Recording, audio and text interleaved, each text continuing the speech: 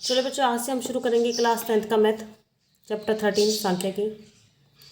इसमें मुख्यतः जो हम पढ़ेंगे वो रहेगा हमारा टॉपिक केंद्र प्रवृत्ति के मापक, यानी कि मेजर्स ऑफ सेंट्रल टेंडेंसी।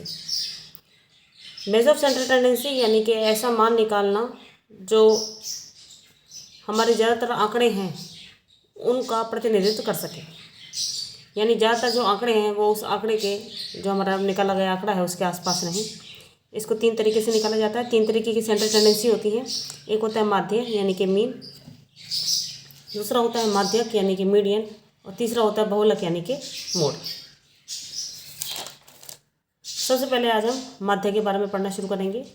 माध्य को भी तीन विधियों से ज्ञात किया जाता है। पहली विधि है प्रत्यक्ष विधि यानी कि डायरेक्ट मेथड, दूसरी है कल्पित माध्य विधि यानी कि एज्यूम मीन मेथड, तीसरी है पग विचलन विधि यानी कि स्टेप डेविएशन मेथड। एग्ज़ाम में हमारे तीनों तरह के मेथड हमें आने ही चाहिए। इसमें आपके पास ये गुंजाइश नहीं है कि आप किसी एक मेथड से ही काम कर लीजिए। हाँ, अपनी स्थिति को देखते हुए आपके पास को प्रत्यक्ष जो विधि जो है ये मिनिमम आपको आनी ही चाहिए। प्रत्यक्ष विधि, इसी से स्टार्ट करते हैं। इस विधि को अपन पहले भी पढ़ चुके हैं अपनी छोटी क्लासेस के अंदर। इस चैप्टर में जहाँ हम पढ़ेंगे वो ज़्यादातर हम वर्गीकृत आंकड़ों के बारे में ही पढ़ेंगे। तो सबसे पहले हम आंकड़े, जैसे एक आपका उदाहरण नंबर 1 है, इसके बारे में पढ़ते हैं। उदाहरण नंबर 1 में हमें दे रखे हैं प्राप्तांक दे रखे हैं। ये हमारे पास जो आंकड़े दे रखे हैं ये हमारे पास वर्गीकृत आंकड़े, यानी कि हमने इनको वर्गीकरण करके लिख रखा है।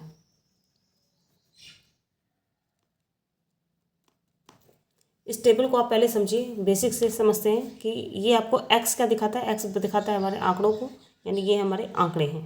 यानी बच्चों ने जो नंबर प्राप्त करे हैं वो ये हैं 10, किसी के 20, किसी के 36, 40, इस तरह से ये नंबर आए हैं बच्चों के।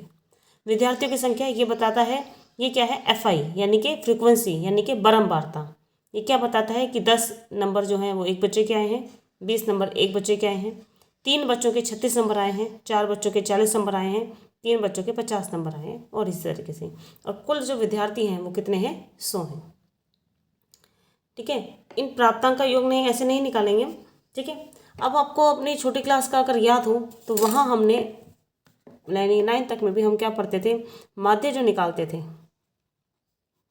माध्य को दिखाने का तरीका क्या होता है, एक्स, यानी कि ये जो एक्स है, आंकड़े जो हैं ये प्राप्तांक, इसके ऊपर क्या लगा देते हैं, ऊपर इस तरह से डंडा खींच देते हैं। इससे क्या बोला जाता है, एक्स बार। वहाँ हम फार्मूला पढ़ते थे आंकड़ों का योग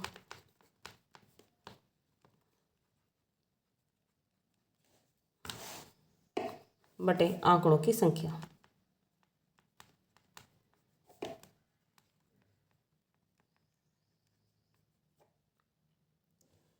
हम इसे पुराने अपने जो फार्मूला हम जानते हैं उसी से ही इसे कनेक्ट करने की कोशिश कर रहे हैं। आंकड़ों की संख्या क्या है यहाँ पर, ये विद्यार्थियों की जो संख्या है कितनी दे रखी है, 100। ये हमारे आंकड़ों की संख्या है, तो इसका मान तो 100 आ गया हमारे पास, ये 100 आ जाएगा। अब बात आती है आंकड़ों का योग। आंकड़े मैंने आपको कौन से बताए, ये वाले, ये आंकड़े हैं। तो क्या मैं इनका योग कर लूँ तो क्या आंकड़ों का योग आ जाएगा। तो चलिए पहले इनको गिन लेते हैं कि ये कितने हैं, 1 2 3 4 5 6 7 8 9 10 11 12 13।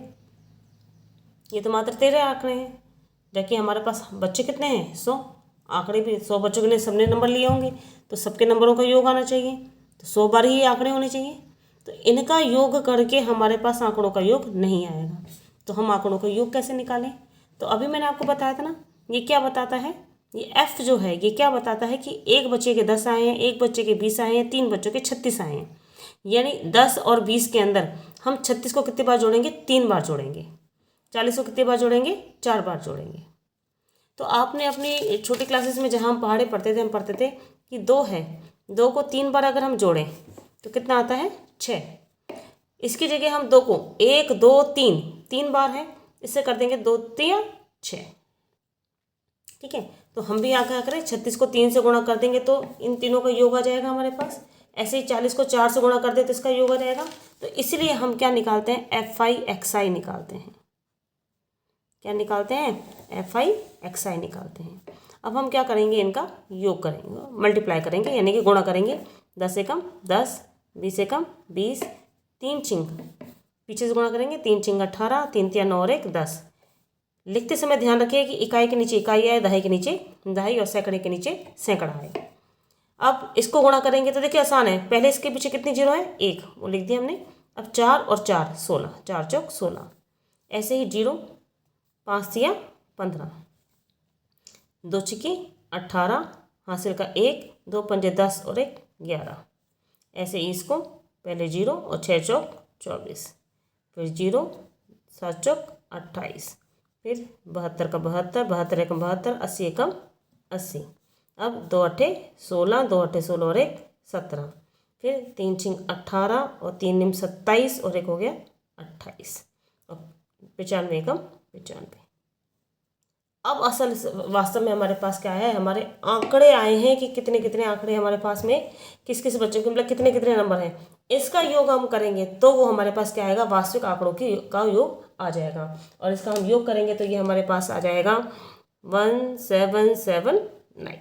अब इस फार्मूले को ऐसे लिखने की बजाय, क्योंकि अब कक्षा 10 में है, अब इसको हम बेहतर तरीके से लिखते हैं। कैसे लिखेंगे, आंकड़ों का योग, ये क्या है, इस लाइन का योग है ना, ये एफ आई एक्स आई का जो ये योग आ रहा है, ये वास्तव में इसी का योग आ रहा है। ठीक है, यहाँ पे 376 आएगा बेटा। ठीक है, अब यहाँ पे आंकड़ों का जो योग आएगा तो ये कौन सा, ये योग होगा, तो यानी एफ आई एक्स आई का योग। अब इसको लिखेंगे कैसे, गणित की भाषा में से कैसे लिखेंगे कि एफ आई एक्स आई, इसके आगे ये एक निशान होता है जिसे हम बोलते हैं सिग्मा, और इसे समेशन भी बोल देते हैं। यानी ये क्या दिखाता है, ये पंक्तियों के योग को दिखाता है। ठीक है, बटे में क्या, आंकड़ों की संख्या, यानी कि आंकड़ों की संख्या कितनी है हमारे पास, ये है ना, ये है, और ये क्या है, एफ आई है। तो इस एफ आई वाली पंक्ति का योग क्या हो जाएगा, एफ आई, आंकड़ों की संख्या हो जाएगी, यानी एफ आई वाली पंक्ति का योग, इसके आगे भी हम समेशन का निशान लगा देंगे, यानी सिग्मा का निशान लगा देंगे। यानी अब आपके पास फार्मूला हो जाएगा एक्स बार बराबर सिग्मा एफ आई एक्स आई बटा सिग्मा एफ आई। और ये फार्मूला आपको, यही फार्मूला याद करना है, ये आपकी छोटी क्लासेस का है, इसका आपको यूज़ क्लास 10 में नहीं करना है। ठीक है, अब हमारे पास ये कितना आ रहा है, 1779, और इसको ये 30 है बेटा।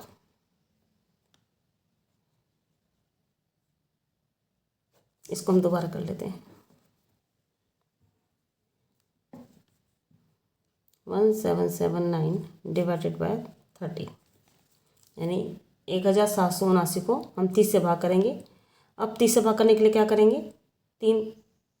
ठीक है, पहले तो दिमाग में रखिए कि ये 1 0 है, तो 1 0 का यानी कि इसका डेसिमल जो है, दशमलव यहाँ आ जाएगा। तो अब भाग करेंगे, 3 पंजे 15, 3 छिंग कितना बचा, 2 बचा, 3 3 निम 27 और 3 तिया 9, और यहाँ आ जाएगा दशमलव। आप ऐसे भाग करके सीख लीजिए इसे, 1779, इसको हम 30 से भाग करेंगे तो पहले आ जाएगा 3 पंजे 15, यानी कि 30 पंजे 150, 7 यहाँ से बचा, 7 में से 5 गए 2, घटा रहे हम, अगला संख्या उतर जाएगी 9, अगली संख्या उतारेंगे तो कितना आ जाएगा, 3 निम 27, कितना आ जाएगा 270, 9 बचा, ये 0 0 हो जाएगा। अब देखिए जिसमें से घटा रही हूँ ना उसी के नीचे लिख रही हूँ। अब एक संख्या बच रही है, हम यहाँ दशमलव लगा देंगे, यहाँ भी दशमलव लग जाएगा। अब दशमलव के बाद हम कितने भी 0 लगा सकते हैं, 1 0 लगाई, और ये हो जाएगा 30 तिया 90, और ये संख्या खत्म। तो ये आ जाएगा 59.3। 59.3 ये क्या है, माध्यक अंक हैं हमारे बच्चों की संख्या, प्राप्तांक थे ना, तो ये क्या है, प्राप्तांक हैं ये, यानी माध्य रूप से, यानी कि औसत रूप से जो पूरी क्लास है उसने 59.3 जो प्राप्तांक हैं वो प्राप्त किए हैं। धन्यवाद बच्चों। अगर ये सीरीज़ हमारी आगे ऐसी चलती रहेगी, और आप मेरे चैनल पर इस तरह की और वीडियोस देखने के लिए इसे लाइक करें, सब्सक्राइब करें, और इसे अपने दोस्तों के साथ में शेयर करें। धन्यवाद बच्चों।